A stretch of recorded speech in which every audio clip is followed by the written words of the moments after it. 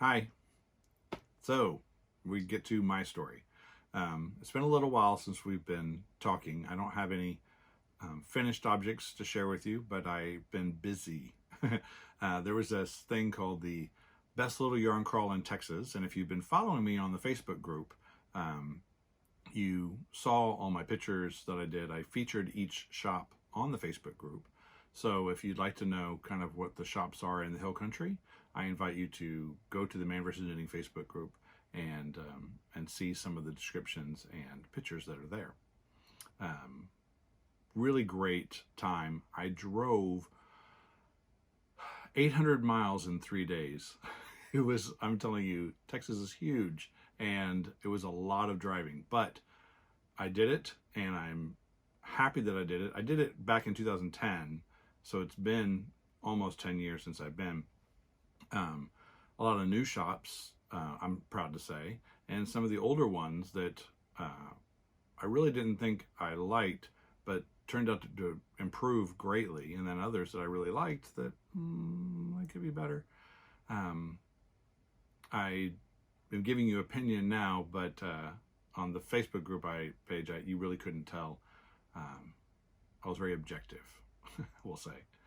But I got some yarn, of course, while I was there, and I'm going to just feature the first couple of shops that I went to, because I kind of spent most of my time and money at those shops, and then the rest of them I was just trying to get through it.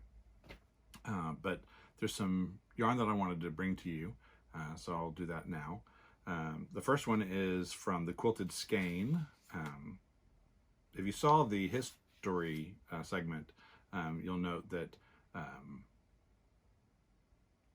he and I go way back, and when he opened the shop, he wanted to do a logo, and so I designed his logo for him, which is really cool. I was happy to do it, and I'm happy that he's still using it. It's really timeless. I'll put it here. But it was a lot of fun to do, and so when I was there, I was, of course, he had to remind me of that, and I got to meet his store manager, which he said he couldn't do the shop without, which I mean, you have to have a support structure. But the yarn that I got was really, really neat. It's from Mountain Colors Hand Painted Yarns. Just look at those colors. Let me show you. Those colors are just beautiful, like a nice little rainbow. And I don't quite know what I'm going to make of it, but I think it's going to be something for my new niece. Very colorful, so look for that. The yarn was called Puppy Trail, and it's 100 grams, 250 yards, 100% wool. So it'll be something fun. Next, I went to Yarnorama, which is in Page, Texas. Yeah, Page, Texas. I love that shop, love the owner. She is absolutely amazing. She and I could talk for hours and hours and hours. In fact, we were talking for a long time at her counter, and I was leaning on the counter, and she was across the counter, and she had like a credenza behind it, and I'm talking to her, but I'm every once in a while looking past her at this yarn that's sitting on the credenza behind it, and going, I really like that. And after a while, I finally said, I was going to go take more pictures, and I said, but can I ask you, are you holding that yarn? And she said, oh, no, I just dyed it. And I was like, oh gosh, can I see it? And she said, yeah. And so she brought it out, and I was like, oh my gosh, I love this. And so I picked 3, and I said, I don't even know how much it is, but I have to have it. And she said, well, I haven't even named it yet. And I said, oh, really? And I said, well, what are you going to name it? She goes, I don't know. Why don't you name it? And so I was like, you're not going to want to name it what I want to name it. And she said, what? And I said, Grandpa's Suit, because the colors in it remind me of what an old suit would have. It would either have the blue suit with the gray pinstripe, or it would have the brown suit with the blue pinstripe. And she loved it, so she named it Grandpa's Suit. So this is the yarn. It's absolutely gorgeous. It is, to get this other one, 60% merino, 20% yak, and 20% silk. So let me just show you some of the graduation in this one. Look at the browns and the blues, and then there's just that hint of gray in there. I really, really liked it, and she had just dyed it, and so I'm going to make a stole. It inspired me to make a really nice gentleman's stole, so I'll be making that with this. Very exciting indeed, and to be naming it, really kind of special. Then I went to a shop called A Sheep at the Wheel, and this woman, she was so kind. I had put out, like I normally do, I send out an email to the shop saying, hey, I'm coming, so if you know any guys that would like to talk, because I want to interview them for the channel. And most shops were very understanding, and A Sheep at the Wheel was even more so, because they put it in their company newsletter that I was coming, and that if there are any guys, because she had guy customers, so you can't get much more supportive than that. And so when I went, I was really excited that it was a proper yarn shop, really great selection. She has a good eye when it comes to buying the yarn. And so one thing that I'm always looking for is camo yarn. Not because I'm a hunter, although you met Eric and he's a hunter, but this is Bernata Yarns Labyrinth, 75% superwash merino and 25% nylon. It's a sock weight. Of course, it's called Recruit. But if you look at the colors, I know this is going to knit up like a great, here, I know it's going to knit up like a great camo sock. So I'm really excited to make this. I think this is going to be a lot of fun. While I was there, I also saw this yarn that I had to get. I don't know why. You can tell it's sort of matte, a little muted in its color. There's some saturation in it, and I'm going to show you the color first. There's a saturation of the orange stripe through it, but other than that, it's quite subdued. So the reason why I was attracted to it, I think, is because it's their Budding Tracks yarn, and it's bison down 10% with 90% superwash merino, but it's 400 yards, and I thought that was just a great amount, and I love bison yarn. Remember, it doesn't pill, and to have a color like this, I think was really neat. So of course I had to get it. They also had something that is near and dear to my heart. This is a yarn company out of the UK called Fiber Spates. And I don't know if you can see the sheen on this yarn. It is heaven to touch. It has a great hand when knitting it. I've made so many things in the past. I actually visited her studio in the UK, gosh, back in 2013. She has since moved. She closed that studio and moved, and was working with, I think, Lantern Moon for a while. But essentially, this is her scrumptious 4-ply. It's 45% silk and 55% merino. But it's one of the best silk yarns I've ever known. I've knit shawls, well, lots of shawls with it. And her color saturation, if you can tell, is just always on point, with a great hint of subtlety here. Just a really, really nice. So, of course, I wanted to share that with you as well, because I love Fiber Spates yarn. And the last one I want to tell you about, because I'm not going to show you everything, because I tried to buy something in every shop, and there were 16 shops. So I'm not going to show you absolutely everything, because at one point I started looking in a lot of their sale racks, because remember when I went to North Texas Yarn Crawl, there was that one shop that I went to, and I got some stuff off their sale rack, and I thought, well, I'll try the same principle here, and it worked. A lot of yarn companies put some really great stuff on sale or yarn shops put some really great stuff on sale. So I got some great deals, but some of it wasn't necessarily there were sometimes larger companies. So I'm not going to show you now because you've seen them everywhere. But the last one I want to show you was great. The yarn company was way out in like Horseshoe Bay, Texas. I'm going to put the name of the shop here. It is escaping me in this video, but and she used to. It was her husband who died since. It was his office building, and she used to be on like the 4th or 5th floor. It was all fluorescent lights. It looked really bad. I didn't like it. I didn't like her old shop. She's moved to the 2nd floor now, so you can get to it. You don't have to go by elevator alone. You can go there by the stairs as well. So I took the stairs, and it's a much bigger shop. She's got better lighting, more windows for natural light, and it is a proper shop. And I was attracted to this yarn. This is it.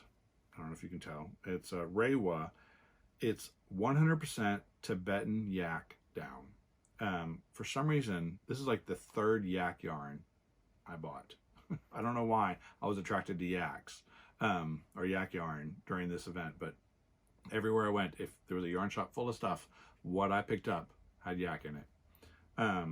But this was just gorgeous. Look at these colors. Look at the color graduation in that. I just think that is amazing. Of course, it's called Stormlight, and so I really like that.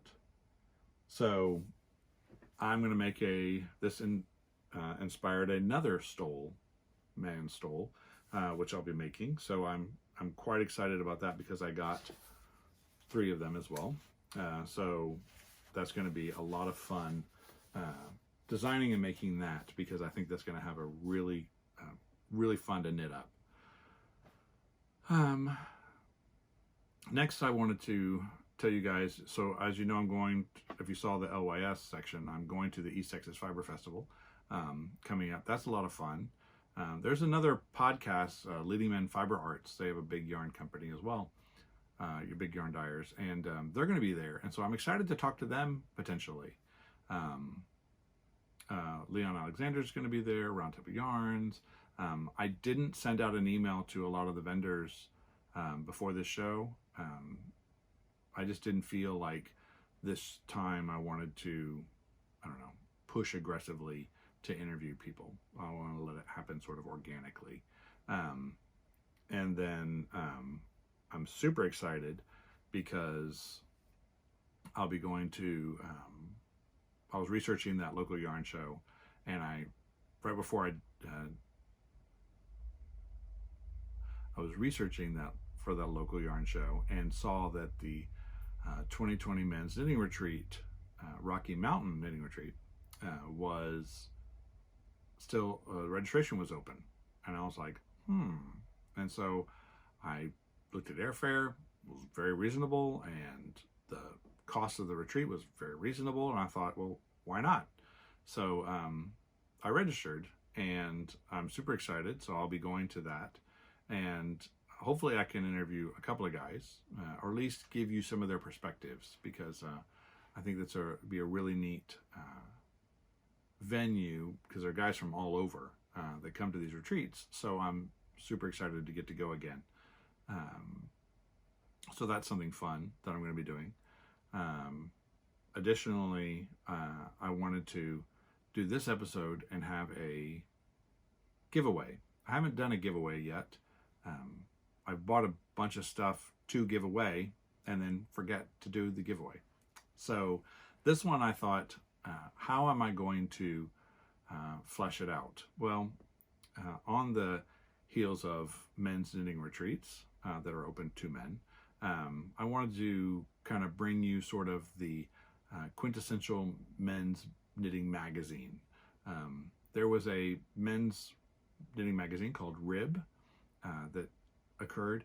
Rib they're taking a hiatus, or it's no longer. I don't know which, if they've made a final decision yet, but it's been a while since the third one. So what the giveaway is going to be issue 1, issue 2, and issue 3. So one lucky person is going to get all 3. And then I'm going to have 2 other giveaways with just issue 3. So what's it going to be? What I want you to do is I want you to, if you're a guy, tell me about the first time you ever knit and how it made you feel. Were you frustrated? Did it bring you joy? Was it just curiosity, made you carry through with it? What was it about when you first knit that made you keep going? If you're a girl, tell me about any guy that you might know who knits. If you know a guy who knits, be sure to tell me a funny story about his experience or your experience with him. Put that in the comment section below. I'll use a random number generator and select it. I'll count the comments and put that in there. If there are more comments that don't qualify for that and I land on that number, I will do it again, because again, you have to answer those 2 questions in order to get the magazines. So again, I'll do the first drawing will be issue 3, second drawing will be issue 3, and the third drawing will be all 3. So I'll make that announcement next episode, but that's our giveaway. So I thought it'd be something fun to do that was still men-centric in that way. So you probably notice I have a little bit of facial hair going on. This is No Shave November, so I don't do it every year, but every once in a while I like to sport a beard, and this year I've decided to do it. My other half doesn't like it, but oh well. It's temporary. But yeah, No Shave November started off as a way to talk about testicular cancer and bring it up. And you were supposed to, I think they've widened it now and it's just for all cancers. But the idea is that the amount of money that you would have spent on the grooming products or to go get groomed, you would then take that money and donate it to charity for cancer research. I like to get my hair cut, but I won't shave. But I have to keep it neat and trim for work. So the idea is that whatever money I spend on that, I'll double that and give that to charity. So that is why I have the facial hair and thought you should know about it. So if you want to contribute to that, then be sure to check out noshavenovember.com. And I think I'll put a link here. And okay. So if you've liked this, I hope you like it. If you want to see more, then I hope you hit the bell to be notified. But I want to conclude my story and just say, friends don't let friends knit drunk. All right. I'll see you next time, and thanks for watching. Bye.